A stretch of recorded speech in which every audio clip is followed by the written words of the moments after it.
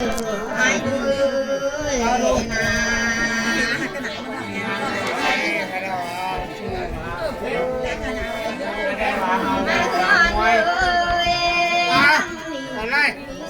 ้อันนี้ลูกอยู่เชียงใหม่นะ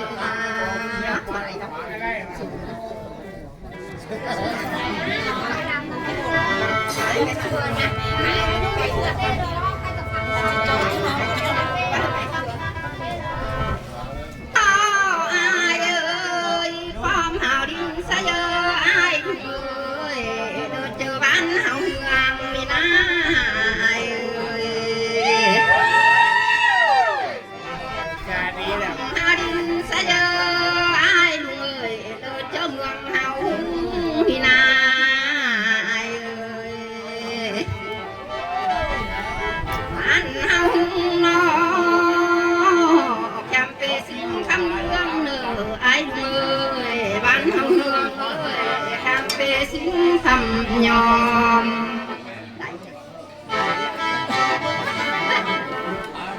อันเดนอเฮาปอมแคมเปสินคำสาวเลนออันนี้ก็มีแต่หมอครับหมอลำหมดเลยมีแต่หมอครับหมอลำเมิดนั่งอยู่นี่หมอลำรุ่นเก้าปี90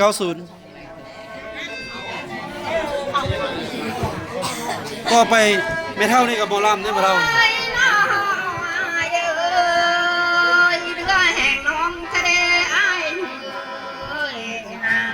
อันนี้ก็หมอลำเด้อหมอลำ2025นี่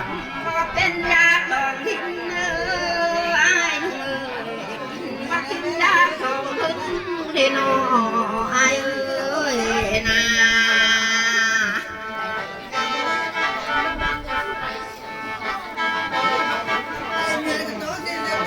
ไว้นอเลยเม็ดขบวนบังแล้วไอ้ลาลุงสากวันเนื้อละเนื้อเชื่อมัดไวแท้เอาโต้กันไหมยังเม็ดเอ้ยถอนก็เมื่อนาจึงจวบกันวานา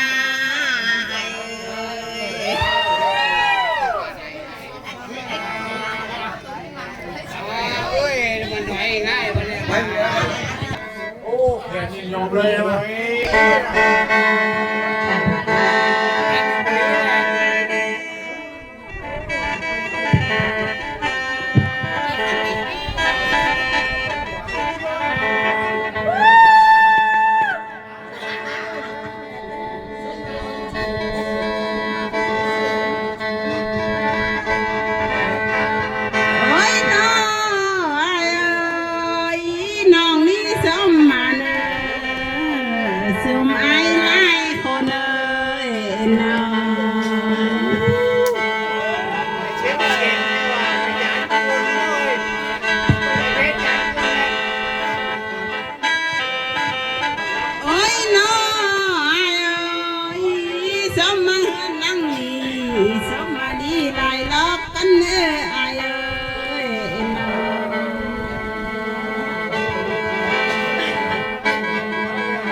สมมาจองเล่าไม่เตียนเพิ่งบ่มีสมมากันบ่ปีนะบ่เปิดได้บ่เอง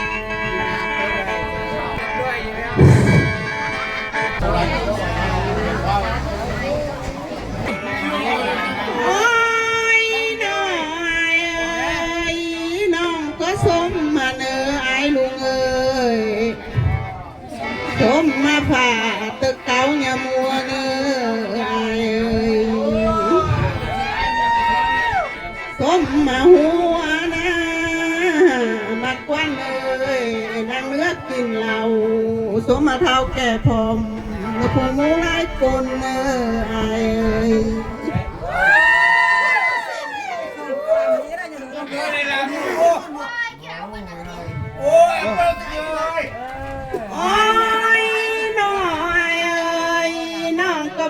เบาเราเอ้ยก็การทานเพื่อนมาหาละลายไอ้เอ้ย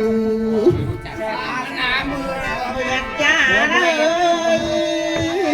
กันอัญญามาหัวได้เอ้ยน้องก็กินบ่ไหลก็ทำให้ทุกเพื่อนพังไอ้เอ้ย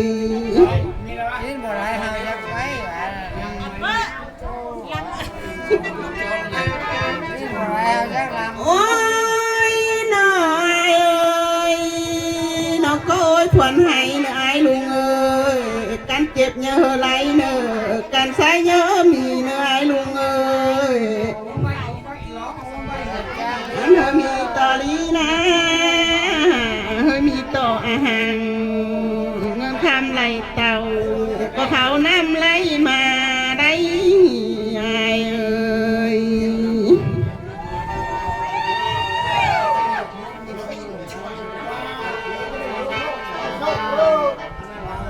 โอ้ยน้อยเอ้ยน้องก็ขอรุญาตแล้วอายลุงเอ้ยอย่าไรอัดความผิดเนออย่ามีความติดเตียนร้านผมเฮียนก่อสร้างนายเอ้ยอันบ่เท่าสลายนะสุมเฮาเอ้ยตายสลาบ่มีเนื้อเลยยายไรสุมเฮาเอ้ย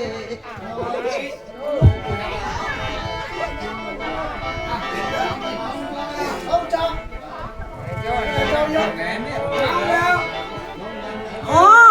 ยน้อยเอ้ยถูกเมืองป่าเราเอ้ยมีแต่หมอกกับเพิ่นเดียวไอเอ้ยถูกเมืองโกนแน่มีแต่ต้นเดียวน้องญาติสิทธิ์เนอไอ้ลุงเอ้ยก็ต้นน้องเมายาเนอญาติสาเนอสาวคำนางเมาเหล้าไอ้เอ้ยไอ้นั่นเมานั่นเราก็ต้นน้องพวงเสน่ห์ไหลสุมเฮาเอ้ย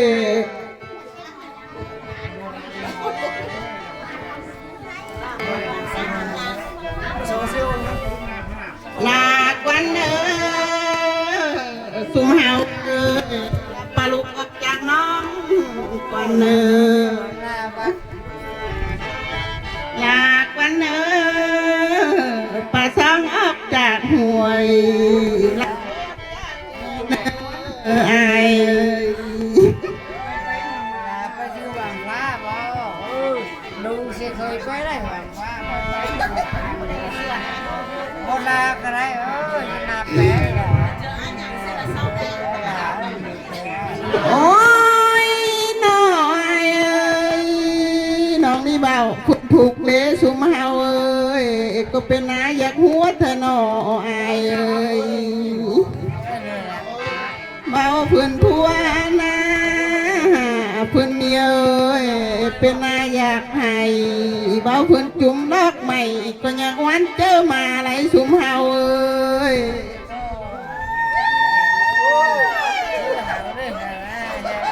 อยู่หวานเดียวใช่ยังใครได้จากคือนั่นน่ะโบไปนะอยู่หวานเดียวใครได้เลยจากคือนั่นน่ะแต่หูคือนั่นโบไปเอาตรงกลางโอ้ยอยู่หวานนักแปะ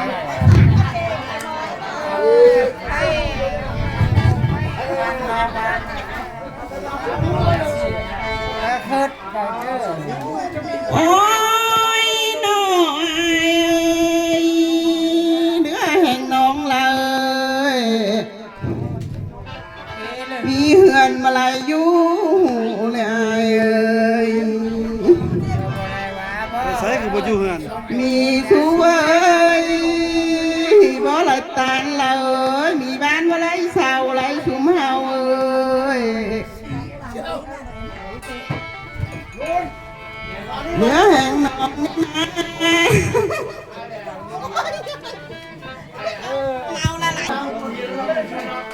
ลากวันเด้อนับแปะคำเอ้ยนกก็ลาเมื่อบ้านนา เฮือนซานน้องอยู่ลายเอ้ย ให้ได้สิลาวดาเป๋สิลาน้อยยังมาสติ ลาก่อนเด้อสุมเฮาเอ้ยลาเมื่อวานหน้าเฮือนซานน้องอยู่ ได้ นกก็ลาก่อนเด้อลาจากบ้านหากิป้าน้องไม่เด้อสุมเฮาเอ้ย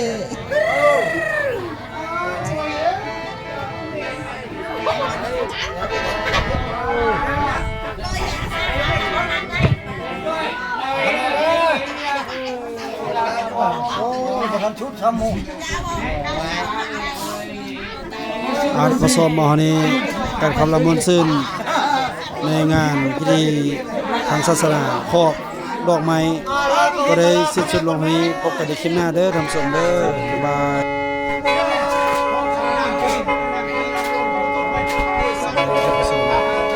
อันนี้เราพิธีการ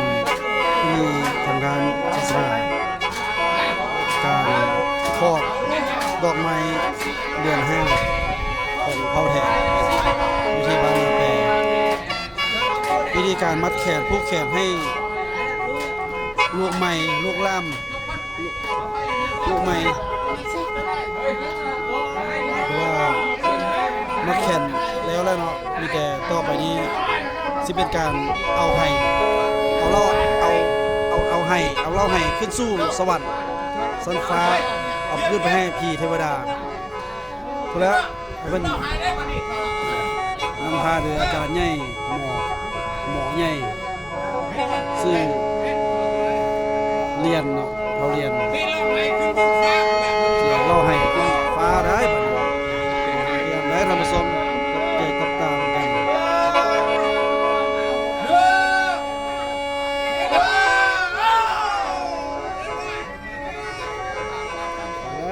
วเราให้ไปสู่สวรรค์แล้วบัดนี้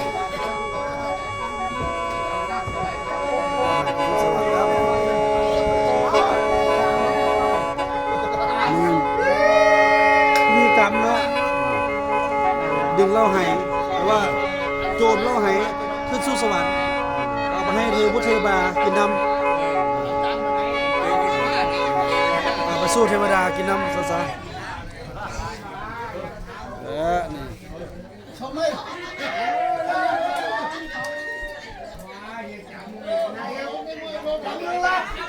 เป๋เอาให้เนี่ยเจ็ดให้มันเป๋กินข้าละเอาให้เจ็ดให้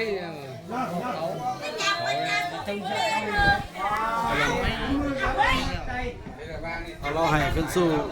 ฟ้าให้เทวดาบุตรเทวดากินน้ำพี่สร้างนี่แหละวันนี้ก็เอาพาเข้ามาสู้พาใกล้เข้า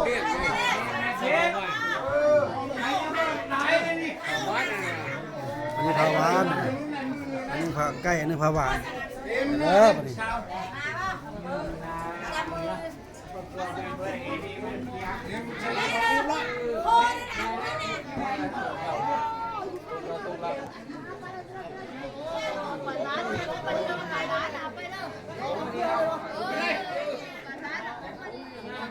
ผู้คนก็มาลิ้นร้ายมันนี่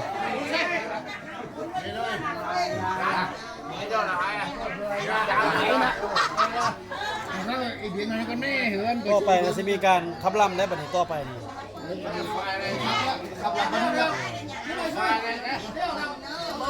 ได้ละเม่นเลย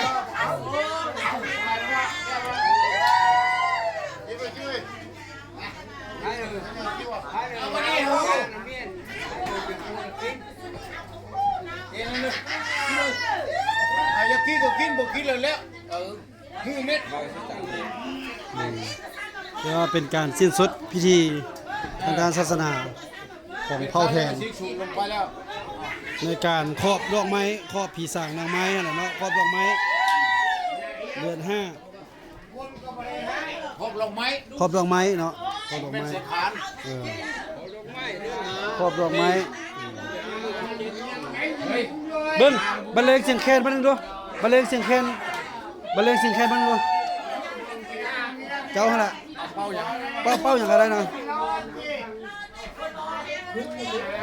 ใส่ แล้ว มาใส่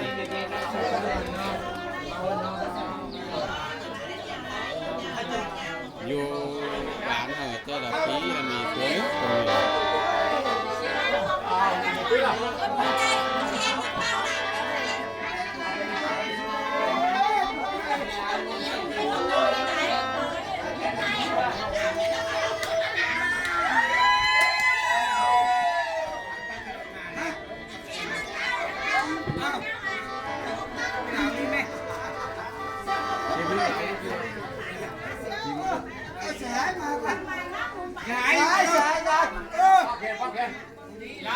เออไปเลยไปเลยไปเลยไปเลยไปเลยไปเลยไปเลยเออ ปักเลยครับแกไป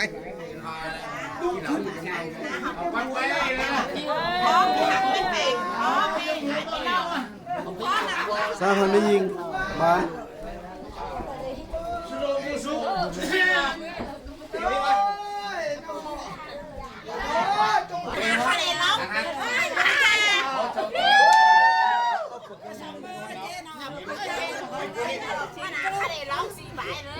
เอาปุ๊บโอ้ยโอเคฮะเอาโอเคก่อนโอ้ยเบาคือปีบ้าเนี่ยเขาเท้าบ้าลำมา